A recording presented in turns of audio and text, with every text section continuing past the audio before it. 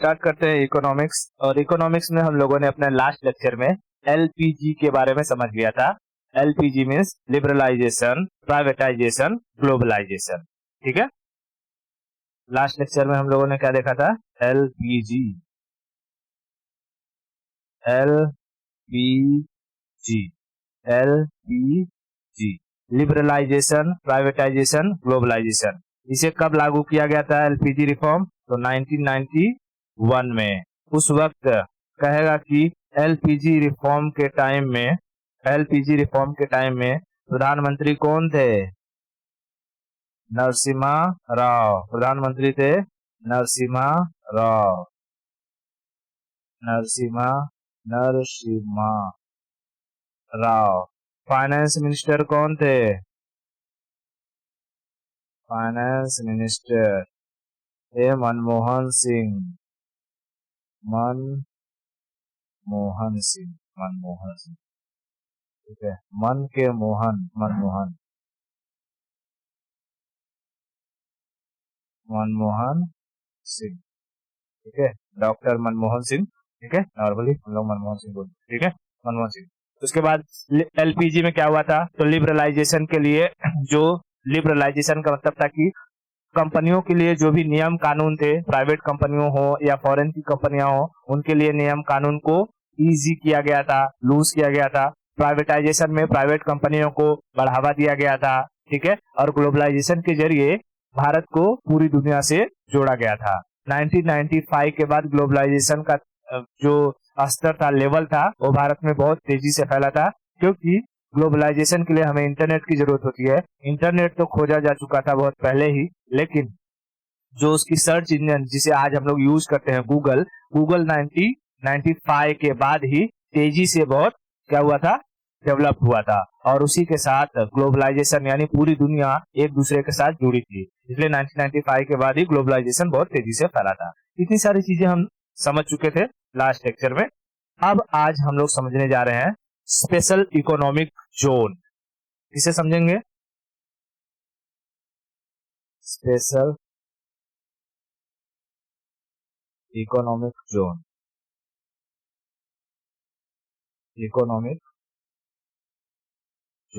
देख, इसे short cut में हम लोग कहते हैं SEZ।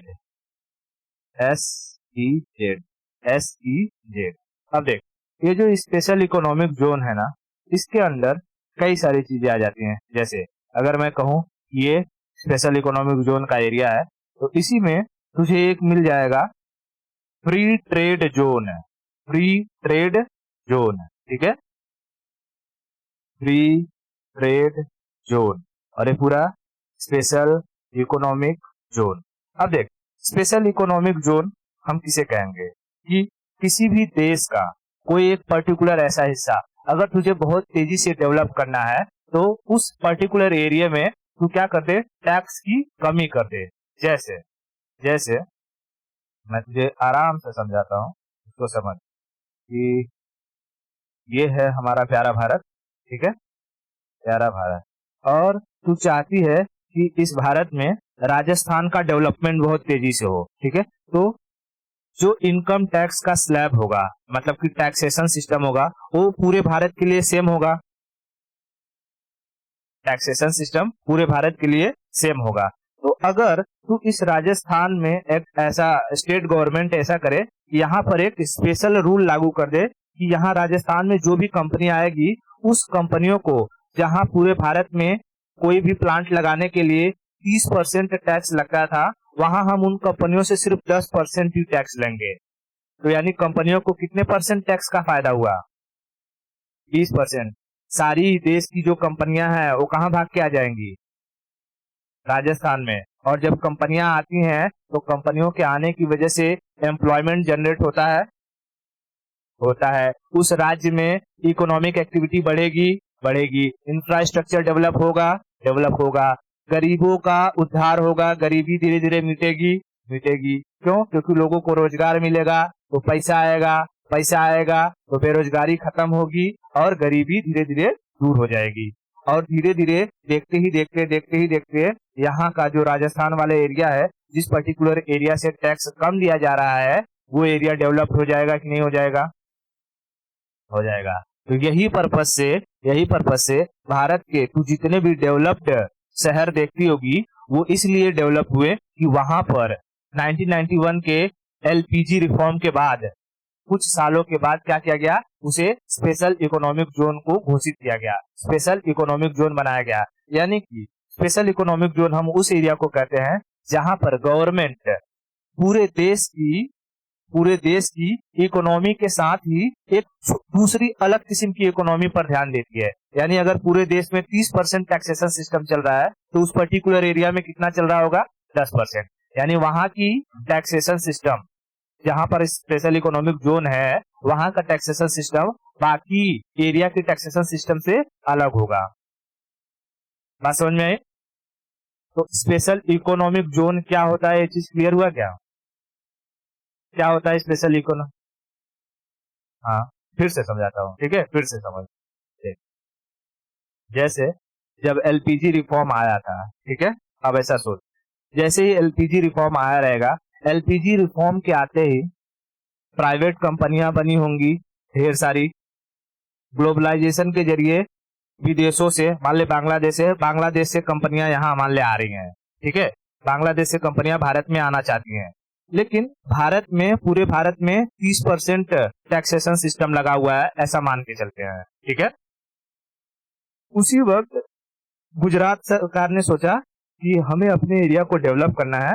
मैं कह देता हूं कि यहाँ का कुछ पोर्शन एरिया, जितना मैंने सर्कल मारा है, यहाँ तक के एरिया में अगर कोई भी कंपनी आती है तो यहाँ पर उन कंपनियों से टैक्स कम लिया जाएगा। कितना लिया जाएगा? 10% ही टैक्स लिया जाएगा। तो सारी की सारी कंपनियां, क्या यहाँ अगर यूपी में 30% टैक्स है, छत्तीसगढ़ में 30% है, हर जगह 30-30% है और गुजरात में 10% है, तो बांग्लादेश से सारी कंपनियां कहाँ भाग के जाएंगी? गुजरात में। और गुजरात देखते ही देखते डेवलप हो जाएगा कि नहीं? तो ये जो टैक्सेशन सिस्टम कम किया गया, ये एक अलग जोन को रिप्रेजेंट कर रहा है, इसे ही कहते हैं स्पेशल इकोनॉमिक जोन,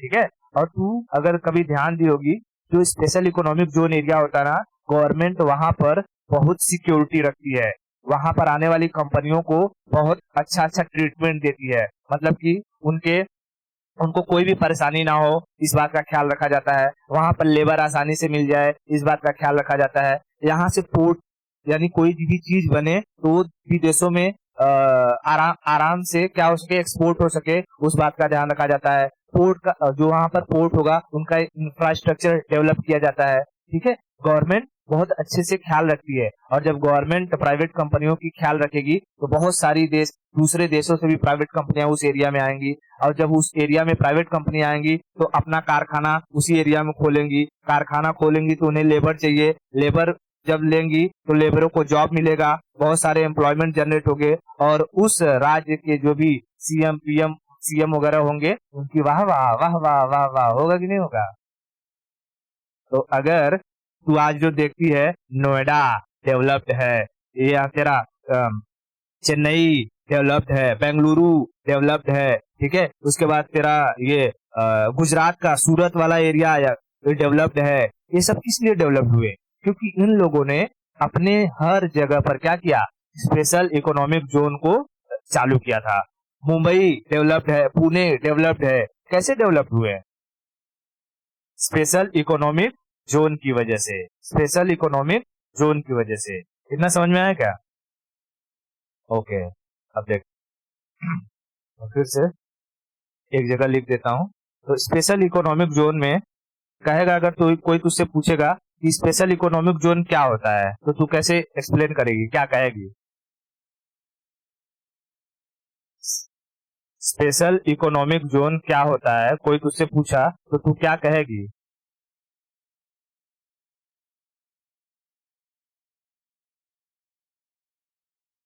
हाँ, पहली चीज तो कोई पर्टिकुलर एरिया जहां पर टैक्सेशन सिस्टम कम हो एज कंपेयर टू देश के अदर एरिया के हिसाब से, ठीक है, less tax, less tax compare to compare to other area. ठीक है, जैसे ही तू ये चीज करेगी, देख हर इंसान टैक्स से परेशान रहता है। जैसे ही टैक्स कम हुआ, देश विदेशों से कंपनियां भारत में आएंगी। ठीक है, यानी कि जब कोई भी फॉरेन कंपनी भारत में आती है और अपना कारखाना यहाँ लगाती है तो उसे हम क्या कहते हैं? फॉरेन डायरेक्ट इन्वेस्टमेंट, एफडीआई का नाम सुना है? एफडीआई। ठीक है, अगर कोई कंपनी, कोई इंसान आया, अपना कंपनी लगाया और उस कंपनी में उसका अगर 10% शेयर है तो वो एफडीआई कहलाएगा। लेकिन 10% से शेयर से कम रहता है, जैसे 9.999 है, तो वो एफपीआई कहलाएगा। देख, एफडीआई एफपीआई मैं तुझे आगे समझाऊंगा, इस लेक्चर में हमारा वो फोकस नहीं है एफडीआई एफपीआई। ठीक है, हाँ ये सब मैं तुझे समझाऊंगा। बस खाली इतना समझ कि जहाँ स्पेशल इकोनॉमिक जोन इसलिए क्रिएट किया जाता है ताकि देश में क्या हो, एफडीआई आए, फॉरेन डायरेक्ट इन्वेस्टमेंट आए, दूसरी कंपनियां आए। ठीक है, तो ये क्या किसे अट्रैक्ट करेंगी? Attract FDI, foreign direct investment. ठीक है, फॉरेन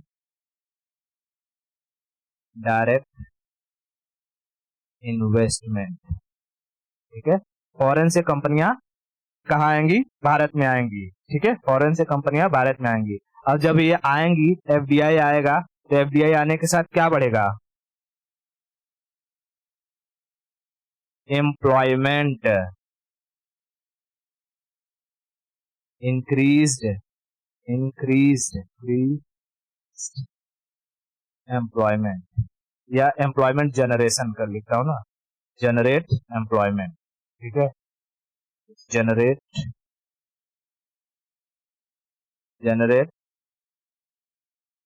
एम्प्लॉयमेंट, ठीक है, रोजगार जनरेट होता है। और जब रोजगार जनरेट होगा तो वो एरिया का डेवलपमेंट होगा कि नहीं? डेवलपमेंट, ठीक है, इंक्रीजेस या फास्ट हो जाएगा किसी भी पर्टिकुलर एरिया का। अब सोच, इसको देख समझ, जैसे ही कि मान ले ये यूपी है, यूपी में तेरा यहाँ जमीन है। ठीक है, यूपी में तेरा यहाँ जमीन है, यहाँ बड़ी बेरोजगारी है, लोग अपना खेती में काम करते हैं, जो अनाज वनाज उगता है वही खा पी के गुजर बसर करते हैं। ठीक है, गुजर बसर करते हैं। अभी अचानक से यूपी गवर्नमेंट, योगी जी ने कुछ कहा कि हम अपने इस एरिया में, पर्टिकुलर एरिया में क्या करते हैं, स्पेशल इकोनॉमिक जोन घोषित कर देते हैं। तो बहुत सारी कंपनियां जब यहाँ आएंगी तो यहाँ जो किसानों का खेत रहेगा, उन खेतों को मतलब कंपनी स्टेब्लिश करने के लिए खरीदा जाएगा कि नहीं खरीदा जाएगा? खरीदा जाएगा। और तुझे पता है, जब गवर्नमेंट या कोई कंपनी आकर के खेतों वगैरह को, लैंड को खरीदती है तो अच्छा खासा दाम देती है, अच्छा खासा। तूने ये सुना होगा कि किसी किसी का जमीन रहता है, अगर उसके पास से कोई गवर्नमेंट प्रोजेक्ट गुजर जाता है तो भाई उस जमीन की कीमत जो पहले 1 लाख रुपए हो रहा था, अब वो 10 लाख 20 लाख हो जाता है ना? तो तुरंत अगर किसी भी एरिया को डेवलप करना है तो वहां पर खाली क्या ला दो, कोई चाहे हाईवे गुजार दो, ठीक है, बड़ा प्रोजेक्ट लगा दो, कोई कंपनी आके स्टेब्लिश कर दो, वहां के आसपास का एरिया खुद पर खुद डेवलप हो जाएगा। बात समझ में आई? तो हर राज्य को ऐसा करना चाहिए कि नहीं करना चाहिए? देश का डेवलपमेंट ऑटोमेटिक होगा कि नहीं होगा? होगा। ठीक है, देश का डेवलपमेंट ऑटोमेटिक होगा। तो इसके लिए बहुत सारे जो राज्य थे, उन्होंने उन्होंने बहुत सारे प्रोजेक्ट को अप्रूव किया था। ठीक है, मैं इसको हटा देता हूँ, दिखाई दे रहा है? देख, जैसे गुजरात, ठीक है, गुजरात तू देख रही होगी, ये सारा का सारा एरिया, ठीक है, गुजरात में जाएगी ना तो बहुत सारा एरिया वहां तुझे स्पेशल इकोनॉमिक जोन के नाम से मिलेगा, मतलब कि स्पेशल इकोनॉमिक जोन मिलेगा। वहां पर तू आसानी से एंट्री नहीं कर सकती है, बहुत सिक्योरिटी चेकिंग होता है। अगर स्पेशल इकोनॉमिक जोन में मान ले तुझे कोई काम करने जाना हुआ, मान ले कि तू खाना बनाने का बिजनेस खोल लिया और वहां पर तूने सोचा कि मैं अपना टिफिन पहुंचाऊ ना, तो बहुत सिक्योरिटी काम वहां लगता है। तेरा आईडी कार्ड बनेगा, पूरा का पूरा चेकिंग होगा कि कहीं कुछ लेकर तो नहीं जा रही है, अंदर जाके कोई लफड़ा तो नहीं करेगी, ठीक है। सिक्योरिटी का बहुत ख्याल रखा जाता है यहाँ पर, बात समझ में। हाँ, तो ऐसे ही देश में अलग अलग ये यहाँ पर जैसे गुजरात हो गए, गुजरात में कुल 28 स्पेशल इकोनॉमिक जोन को अप्रूव किया गया, जिसमें से 19 ऑपरेशनल है। तो तुझे ये सब याद नहीं रखना है, बस खाली देखना है कि अच्छा देश में विकास किस तरीके से हुआ है इस स्पेशल इकोनॉमिक जोन के जरिए। बात समझे। आज मुंबई डेवलप है किस वजह से? स्पेशल इकोनॉमिक जोन की वजह से। यहाँ पर अभी मैं तुझे जब फ्री ट्रेड जोन पढ़ाऊंगा उसी में तो समझ में आ जाएगा। अब देख, जैसे तू किसी एरिया को स्पेशल इकोनॉमिक जोन घोषित करेगी, ठीक है, वहां कंपनियां आएंगी, तो कंपनियां आएंगी तो मोस्टली कंपनियों का ट्रेड तेरे देश में तो ज्यादा नहीं होगा। वो जब बड़े पैमाने पर प्रोडक्शन होगा तो उन्हें विदेशों में एक्सपोर्ट करेंगे कि नहीं करेंगे?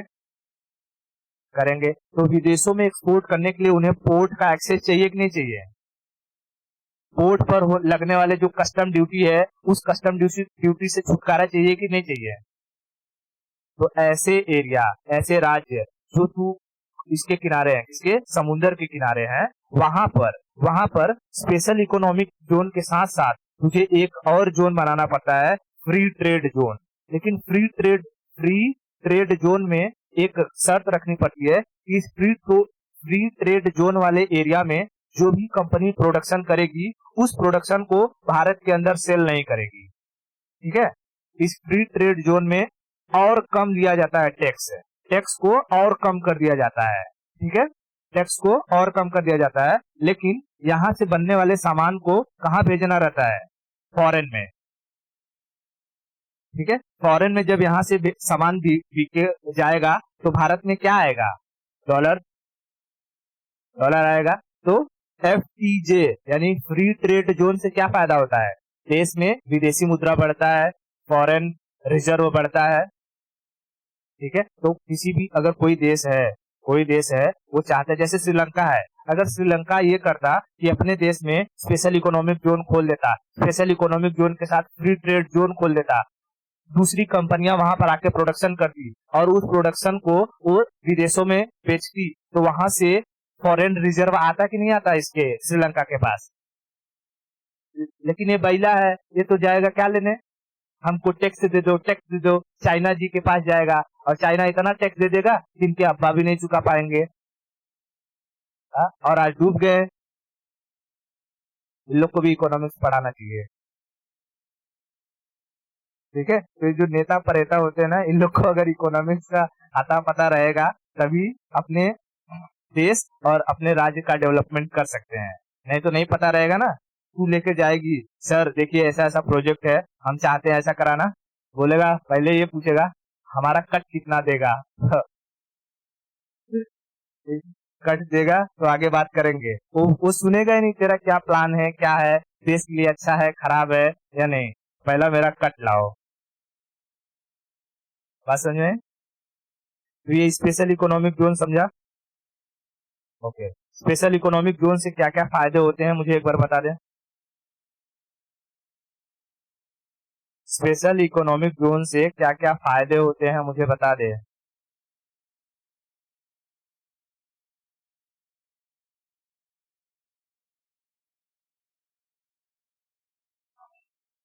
देख, ये सब लिखा हूँ।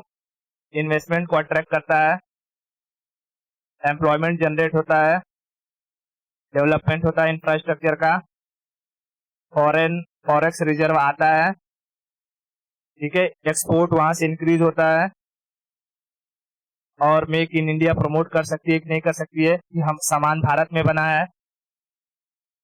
तो ये सारे के सारे क्या हैं?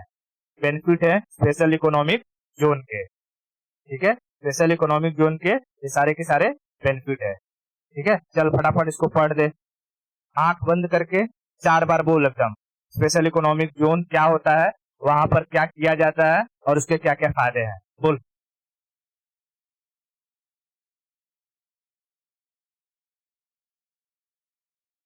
ओके।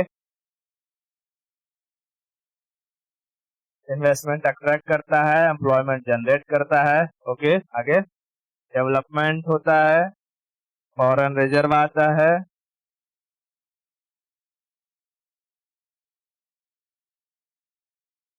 एक्सपोर्ट होता है, और जब एक्सपोर्ट होगा तो भारत का नाम रोशन होगा। समझ में आया?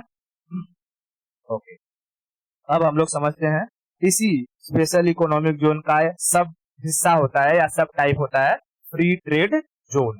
ठीक है, फ्री ट्रेड जोन। अगर मैं कहूं क्या गवर्नमेंट को इस स्पेशल इकोनॉमिक जोन से फायदा है कि नहीं है? है ना भाई, इतना सारा चीज हो रहा है तो किसको फायदा होगा? पैसा आएगा तो कहाँ जाएगा? गवर्नमेंट के पास आएंगे ना। हाँ, अब हम समझते हैं फ्री ट्रेड जोन। ठीक है, क्या फ्री ट्रेड जोन? ठीक है, फ्री ट्रेड जोन तो कहते हैं FTZ। ठीक है, FTZ कोई दूसरा चीज नहीं है। जहां पर देख, तू भारत में कहीं पर भी स्पेशल इकोनॉमिक जोन बना सकती है, लेकिन फ्री ट्रेड जोन उसी एरिया में बनाया जा सकता है जहां पर पोर्ट का एक्सेस हो। पोर्ट, पोर्ट समझ रही है क्या? हाँ, बंदरगाह। देख, भारत में तू कहीं भी स्पेशल इकोनॉमिक जोन बना सकती है, लेकिन फ्री ट्रेड जोन सिर्फ वही बना सकती है जहां पर ट्रेड का पोर्ट का एक्सेस हो। ठीक है, तो फ्री ट्रेड जोन में क्या रिक्वायर्ड होता है? रिक्वायरमेंट रिक्वायरमेंट होती है पोर्ट एरिया, पोर्ट, बंदरगाह। ठीक है, बंदरगाह नहीं, बंदरगाह। क्यों? क्योंकि फ्री ट्रेड जोन में जो टैक्स रखा जाता है वो स्पेशल इकोनॉमिक जोन से भी कम रखा जाता है। ठीक है, यहाँ पर जो टैक्सेशन रहता है, taxation less than special economic zone. लेकिन यहाँ पर कंडीशन क्या रहता है? कंडीशन ये रहता है, यहाँ से जो भी प्रोडक्शन होगा उसे कहाँ एक्सपोर्ट करना है? फॉरेन में, बाहर। प्रोडक्ट एक्सपोर्ट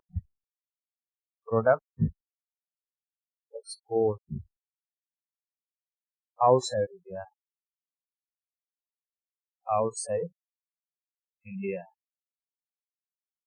बात समझ में? क्या फ्री ट्रेड जोन में जो प्रोडक्शन होगा उसको उसको तू भारत के अंदर बेच सकती है? नहीं बेच सकती। ठीक है, भारत के अंदर ही बेचना रहता है, तो मैं तुम्हें फ्री ट्रेड जोन क्यों करवाता भाई? है, मैं और राज्यों में नहीं बोल देता कि बाकी राज्यों में भी कंपनी ओपन कर दो और भारत में ही बेचो। हमारे यहाँ तुम बेचोगे, दूसरे देशों से माल लेकर के आओगे। ठीक है, देख इसको ऐसे समझ, जब फ्री ट्रेड जोन ओपन होगा तो तेरा बढ़ेगा प्रोडक्शन, और प्रोडक्शन बढ़ने के लिए तुझे रॉ मटेरियल चाहिए रहेगा, और रॉ मटेरियल तो अलग अलग देशों से आता है। ठीक है, ये वाला नहीं, इसके लिए मुझे वर्ल्ड चाहिए। देख, नक्शा बड़े काम की चीज है, इकोनॉमिक्स में भी घुसा सकती है। ये हमारा प्यारा भारत है। ठीक है, प्यारा भारत है, और यहाँ पर हमने दे दिया है फ्री ट्रेड जोन। ठीक है, मान ले यहाँ पर फ्री ट्रेड जोन दे दिया है, तो कोई भी मान ले कि क्या बनाना है, मेडिसिन बनाना है। ठीक है, मेडिसिन बनाना है, मेडिसिन। तो मेडिसिन का जो एपीआई आता है, एपीआई, एक्टिव फार्मास्यूटिकल इंग्रेडिएंट। ठीक है, एपीआई वो भारत में अलग अलग देशों से आता है। मैक्सिमम जो आता है चाइना से आता है। ठीक है, और कोरोना के टाइम में कुछ प्रोडक्ट यूएसए से भी आता था। ठीक है, तो अब देख, जो फ्री ट्रेड जोन होगा, फ्री ट्रेड जोन, वहां पर कस्टम ड्यूटी कम होगी।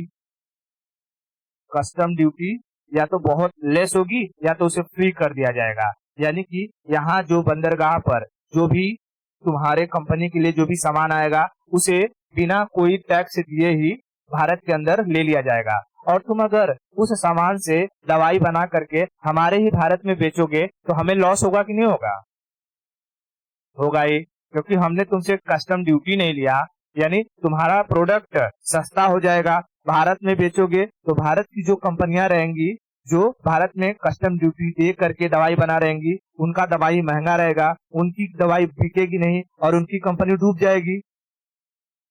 ठीक है, डूब जाएगी। तो भाई इसके लिए अगर हम तुमको फ्री ट्रेड जोन दे रहे हैं तो भाई तुमको क्या करना है, तुम जहां से भी एपीआई मंगाना है मंगाओ, लेकिन यहाँ से बनने वाला जो प्रोडक्ट है वो तुम भारत में नहीं बेचोगे, इसे तुम एक्सपोर्ट करोगे। चाहे अफ्रीका भेजो, चाहे चाइना भेजो, चाहे रसिया भेजो, चाहे यूएसए भेजो, ब्राजील भेजो, जहां भेजना है भेजो। और तुम जहां कहीं भी भेजोगे भारत में क्या आएगा, डॉलर। और भारत की विदेशी मुद्रा मजबूत होगी। बात समझ में है? तो फ्री ट्रेड जोन और स्पेशल इकोनॉमिक जोन में फर्क पता चला क्या? क्या फर्क होता है?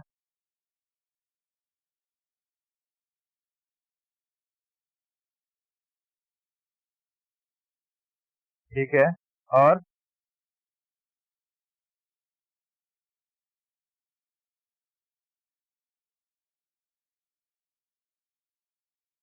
ठीक है, देख फ्री ट्रेड जोन के लिए तुझे कुछ कुछ इंतजाम करने होंगे। जैसे पहले तो पोर्ट मैंने लिख दिया, वहां पे फिर से लिख देता हूँ, ये देख, एक पोर्ट। दूसरा चीज, सामानों को रखने के लिए गोदाम, वेयर हाउस, वेयर हाउस। ठीक है, जो गोदाम कहते हैं, गोदाम। इसके लिए स्टोरेज के लिए, और स्टोरेज के लिए। ठीक है, उसके बाद तुझे यहाँ पर अच्छे खासे लेबर लगाने होंगे। ऐसा नहीं हो कि तेरे यहाँ पर लेबर काम करने आए और कंपनी बोले कि काम करो, लेबर स्ट्राइक कर दे, हम नहीं करेंगे। ठीक है, तो लेबर, लेबर, ठीक है, लेबर प्रोड्यूस करवाना होगा। उसके बाद चौथी चीज, यहाँ अगर कोई कंपनी है तो ऐसा नहीं कि जैसे बिहार या यूपी वाला एरिया हो गया, ठीक है, वहां पर अगर कोई आदमी करोड़पति हो जाए तो उसे दूसरे दिन फोन आने लगेगा, ए चार खोखा, चार खोखा। तो उसके सिक्योरिटी का भी ध्यान रखना पड़ेगा कि नहीं तुमको। अगर कोई आदमी बिंदास है, कोई दिक्कत नहीं, मैं इस एरिया में रहूंगा, मुझे किसी खोखे ओखे वाले का फोन नहीं आएगा, बढ़िया से वो जो कि अपना व्यापार करेगा और डेवलपमेंट होगा, देश को पैसा आएगा धकाधक। ठीक है, तो यहाँ पर तुम्हें क्या करना है, सिक्योरिटी। ठीक है, सिक्योरिटी का भी ध्यान देना है। तो फ्री ट्रेड जोन के लिए ये सब चीजों को बहुत इंपॉर्टेंट रहता है। अब बता, बता, मैं दिल्ली में स्पेशल इकोनॉमिक जोन खोल सकता हूँ कि नहीं खोल सकता हूँ? दिल्ली में मैं फ्री ट्रेड जोन खोल सकता हूँ कि नहीं खोल सकता हूँ? खोलने को खोल सकता हूँ लेकिन सक्सेस नहीं हो पाएगा। ठीक है? खोलने को खोल सकता हूँ लेकिन सक्सेस नहीं होगा। क्यों? क्योंकि मैंने तुझे रिक्वायरमेंट बता दिया। ठीक है, ये हो जाएगा स्पेशल इकोनॉमिक जोन। ठीक है, स्पेशल इकोनॉमिक जोन। लेकिन यहाँ पर जब सक्सेस नहीं होगा तो खोलेंगे क्यों? फ्री ट्रेड जोन नहीं होगा।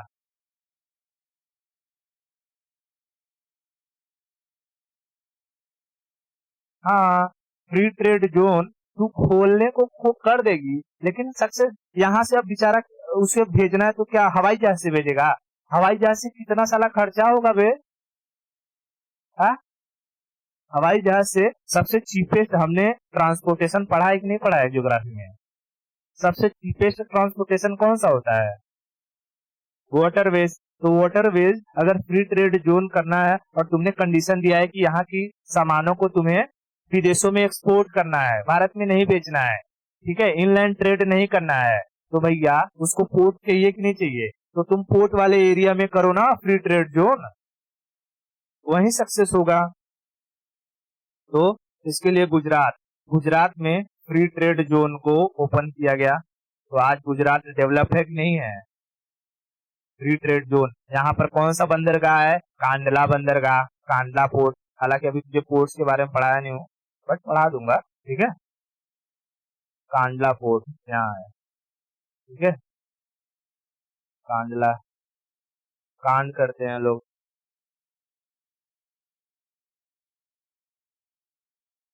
कांडला, कांडला। ठीक है, कांडला पोर्ट है। उसी तरीके से, अरे इधर तो लिख दिया, अभी मुंबई को भी लिखना है। मुंबई में, मुंबई में अगर स्पेशल इकोनॉमिक जोन खोल के वहां पर भी अगर फ्री ट्रेड जोन खोल दिया जाए तो चलेगा कि नहीं चलेगा? चलेगा। वहां पर भी क्या है, मुंबई बंदरगाह, कांडला, ठीक है। तो मुंबई भी तू देखेगी एकदम बिजी रहता है, ठीक है। यहाँ पर खोल दो special economic zone, special economic zone, ठीक है। मुंबई में भी खोल दो ऐसे ही, ठीक है। मुंबई पोर्ट, जवाहरलाल नेहरू पोर्ट, है ना, जवाहर पोर्ट, ठीक है। तो ऐसे जितने भी एरिया हैं, ठीक है, वो समुद्र से लगे हुए, उन हर राज्यों में तू क्या खोल सकती है, तेरा स्पेशल इकोनॉमिक जोन, और उसके साथ साथ क्या खोल सकती है, फ्री ट्रेड जोन, ठीक है। स्पेशल इकोनॉमिक जोन के साथ साथ फ्री ट्रेड जोन को भी ओपन कर सकती है। ये सारी की सारी चीजें समझ में आई क्या? दोनों कॉन्सेप्ट क्लियर है, फ्री ट्रेड जोन और स्पेशल इकोनॉमिक जोन। अब बताओ, चाइना एशिया का मरीज कहलाता था, वहां पर अनएम्प्लॉयमेंट एकदम भर भर के थे, लेकिन आज वो एशिया का डॉक्टर कहलाता है। क्यों?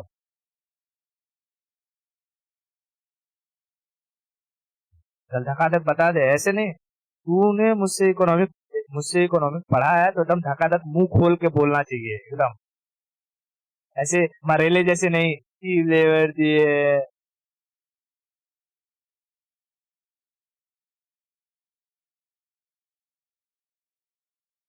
हाँ, देख, जो भी है कॉन्फिडेंस से बोला कर। चीप लेबर, सही बात है, लेबर दिया है, लेबर की रिक्वायरमेंट है, यहाँ पर मैंने तुझे बता दिया।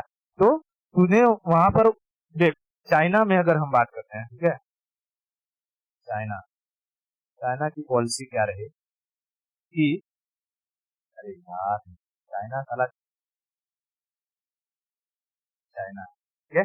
देख, चाइना में क्या हुआ, इसने कहा कि कोई भी कंपनी आए, ठीक है, सारी कंपनियों को कहा कि हमारे यहाँ आओ, हम यहाँ पर टैक्सेशन एकदम नहीं लेंगे तुमसे, ठीक है। सारी की सारी कंपनियां, देश विदेश की कंपनियां चाइना में चली गई।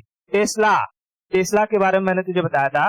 टेस्ला अपना जो कार बनाता है ना, कौन सा, इलेक्ट्रिक कार, वो उसकी मैन्युफैक्चरिंग प्लांट उसने चाइना में डाला है, और सोच रहा था कि वो टेस्ला कार को बनाएगा चाइना में और बेचेगा भारत में, ठीक है। तो सोच, उसको वहां पर कुछ टैक्सेशन में फायदा मिला होगा, तभी वो भारत में नहीं आया होगा। हाँ, तो यहाँ पर चाइना ने क्या खोल के दिया होगा सबको, स्पेशल इकोनॉमिक जोन, और उसी के साथ साथ फ्री ट्रेड जोन, ठीक है। दूसरी बात, उसने कहा कि आप आइए, जो भी जमीन आपको पसंद है वो जमीन बोलिए, 2 घंटे में आपकी जमीन एकदम मतलब कि आपकी कंपनी के लिए रेडी हो जाएगी। यानी उसने जो लैंड सिस्टम था, लैंड वो तुरंत अक्वायर करा दिया। लैंड के लिए जो पेपर वर्क था, पेपर वर्क, इसमें कोई दिक्कत नहीं होने दिया, क्योंकि एक ही पार्टी है, फटाक से उसी का अप्रूवल होता है, मिल जाता है। भारत में आओ, पता चला तुमने जिस लैंड के लिए अप्रूवल लेने आए हो, उस लैंड का अप्रूवल मिलते मिलते सरकार बदल गई है।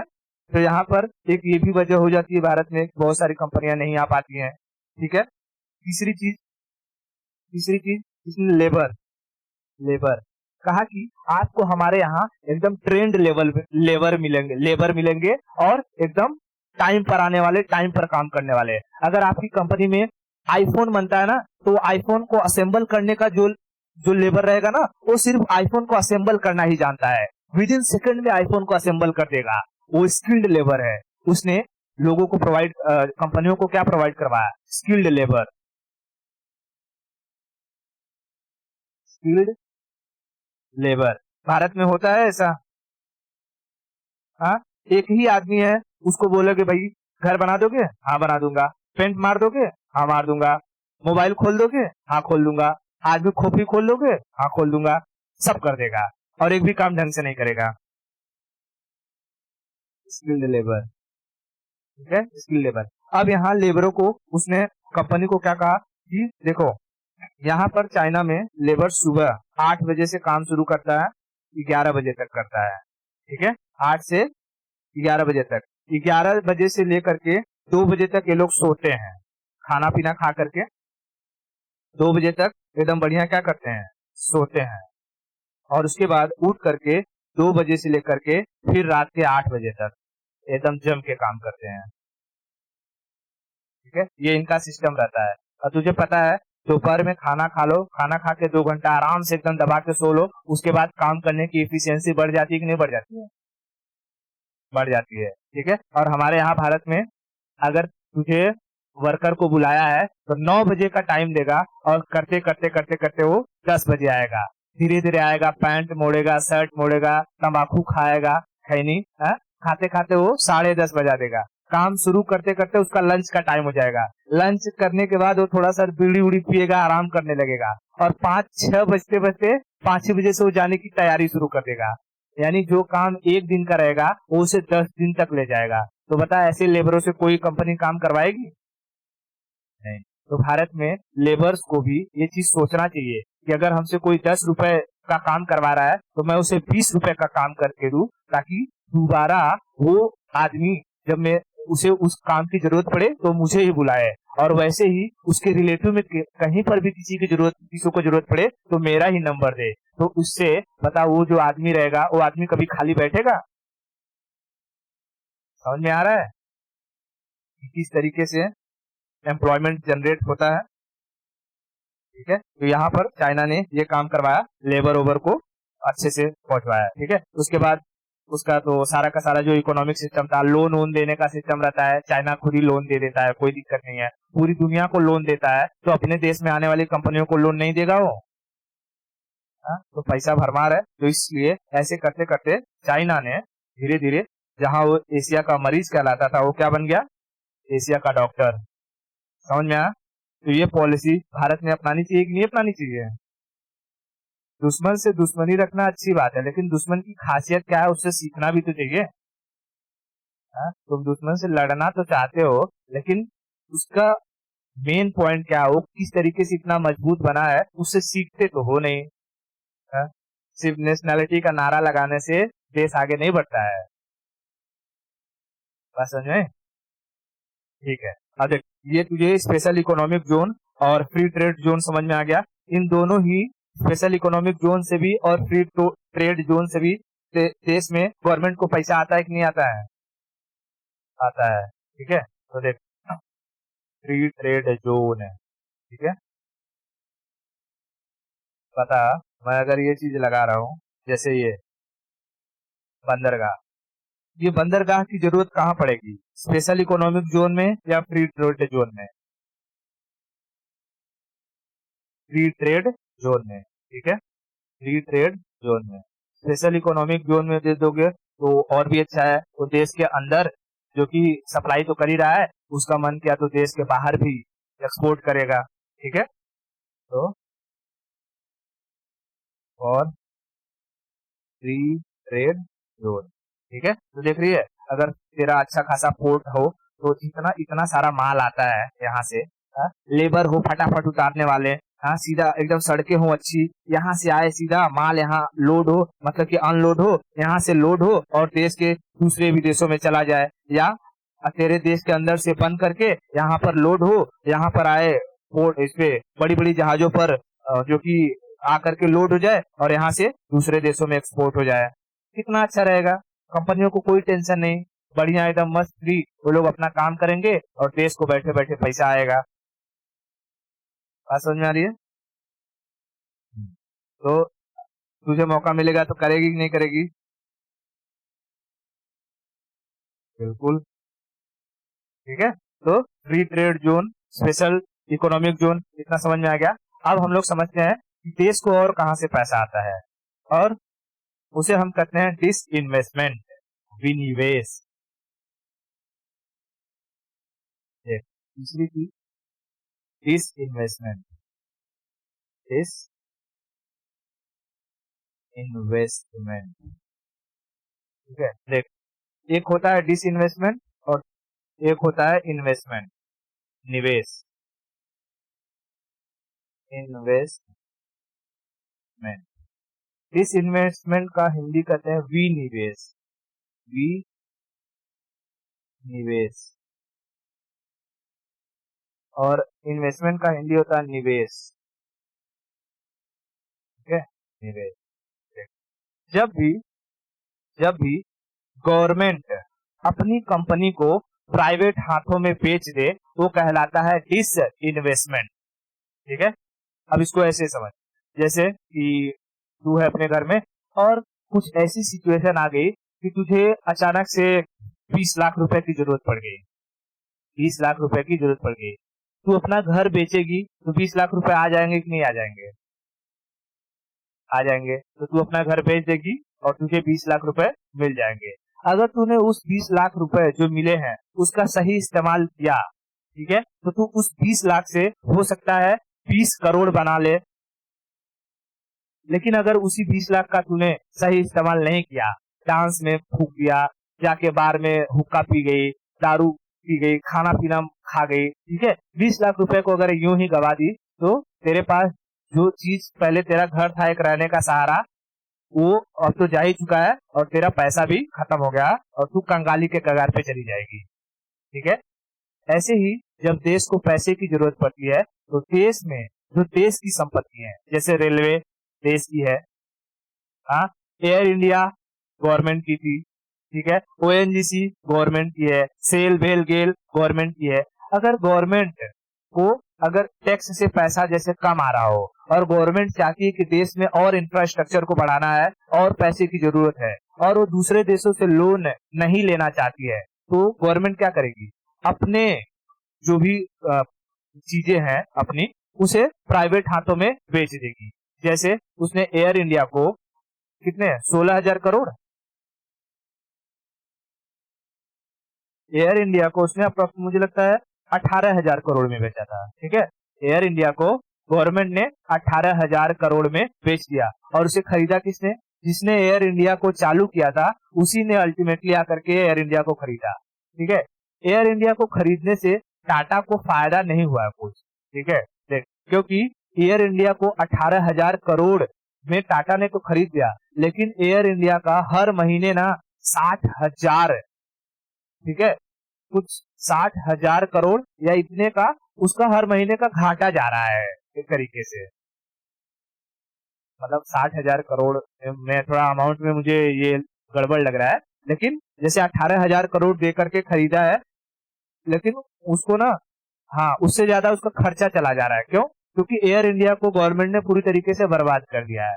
ठीक है, जैसे तू यूं समझ कि तेरा घर जो है, उस घर को तुझे बेचना है तो तू उस घर को अगर अच्छा सा बढ़िया थोड़ी सी जो टूटी फूटी चीजें उसको मरम्मत करवा दे, घर में खटिया वटिया है तो टूटा है तो उसको अच्छे से बनवा दे, पेंट वेंट मरवा दे, ठीक है, खिड़की उड़की सही करवा दे, और उसको जब बेचेगी तो उसको बेचने से तुझे ज्यादा पैसा मिलेगा और उस घर में जो रहने वाला आएगा वो काफी लंबे समय तक अच्छे से रह सकेगा।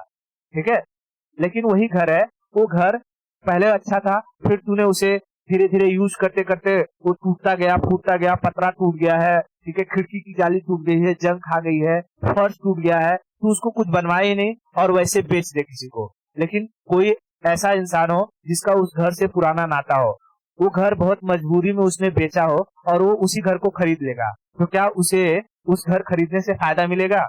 जस्ट एक इमोशनल अटैचमेंट की वजह से वो घर तो खरीद लेगा, लेकिन उसे उसका कुछ फायदा मिलेगा नहीं। यही हुआ एयर इंडिया के साथ। एयर इंडिया टाटा के द्वारा ही बनाई गई थी ये कंपनी, लेकिन जब नेशनलाइजेशन हो रहा था तो गवर्नमेंट ने एयर इंडिया को हथिया लिया था, टाटा को पैसा दे दिया और वो एयर इंडिया अपने हाथ में ले लिया। लेकिन बाद में वही एयर इंडिया की हालत गवर्नमेंट से संभाली नहीं गई, पूरी तरीके से कर्जे में डूब गई एयर इंडिया, तो फिर वो ऑक्शन करने लगी और लास्ट में जाकर के सब जानते थे कि इसमें घाटे का सौदा है।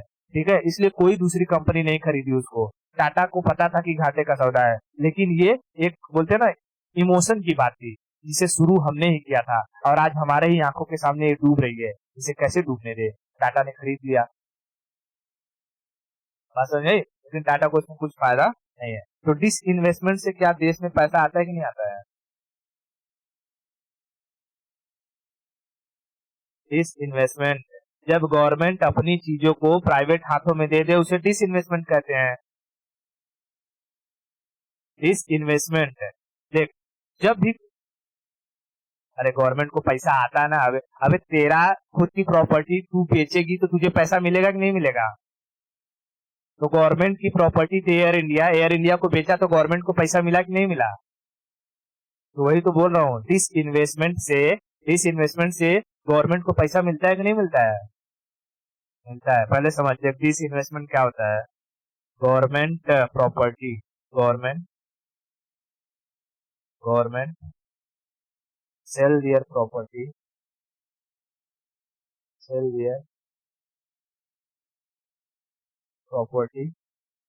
to private hands called disinvestment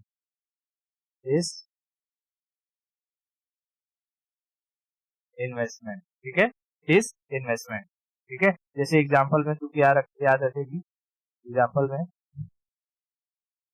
air India किसकी थी पहले?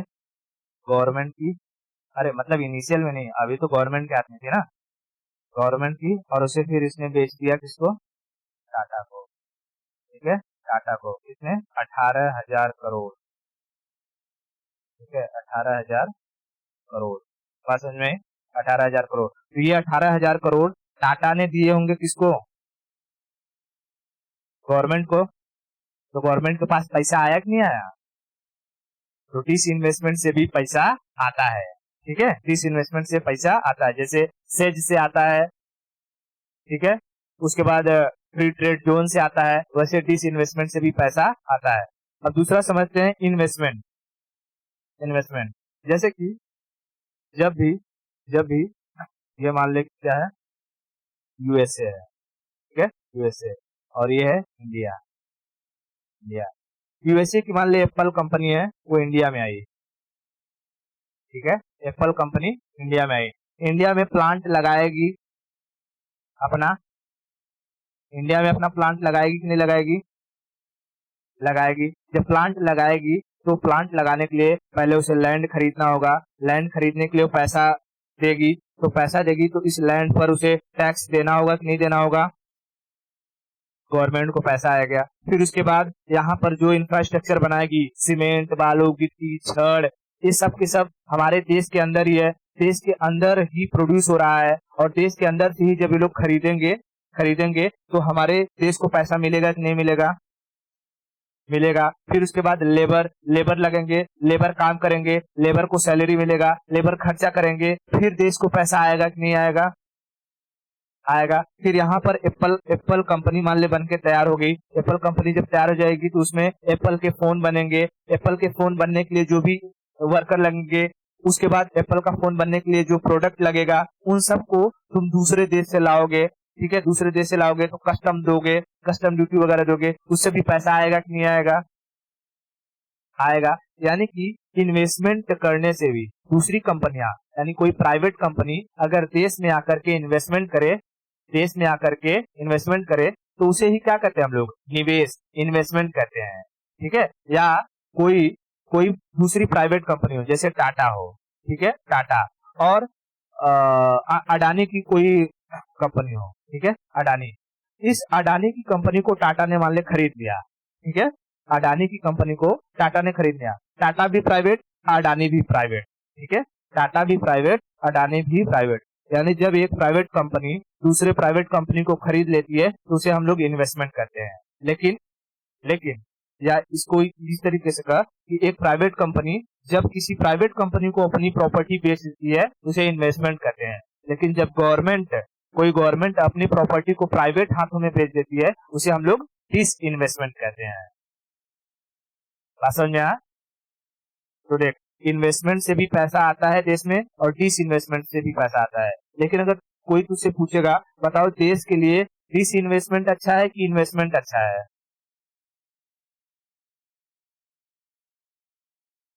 इन्वेस्टमेंट अच्छा है, क्योंकि इन्वेस्टमेंट होने से हमारे देश में दूसरी लोग आकर के पैसा खर्चा कर रहे हैं, और इस इन्वेस्टमेंट से गवर्नमेंट की चीजें दूसरे हाथों में चली जा रही है, और जब गवर्नमेंट की चीजें प्राइवेट हाथों में जाती हैं तो उनका दाम बढ़ जाता है, देश की गरीब जनता सफर करती है। ठीक है, अगर यही गवर्नमेंट इस रेलवे को प्राइवेटाइज कर देगी, प्राइवेट हाथों में दे देगी, तो जो आज दाम 600 रुपया है वो कल बढ़ करके 6,000 हो जाएगा। इसकी कोई मतलब कि कोई आश्चर्यजनक वाली बात नहीं है।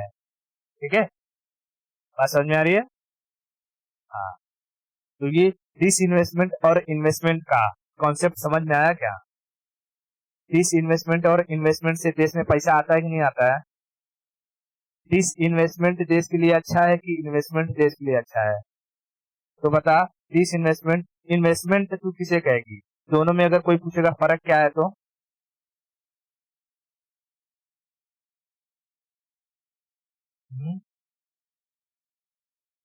ओके,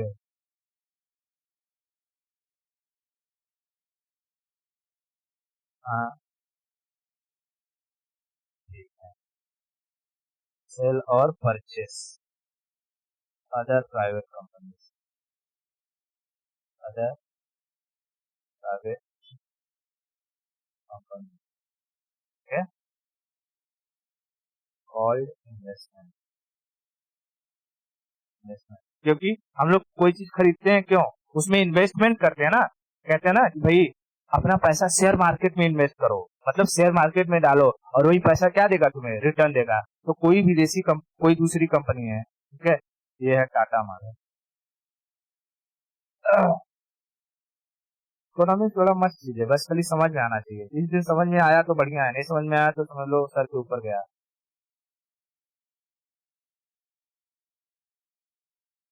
ठीक है, ये दोनों है कंपनियां। एक हमने मान लिया टाटा और एक हमने मान लिया अडानी।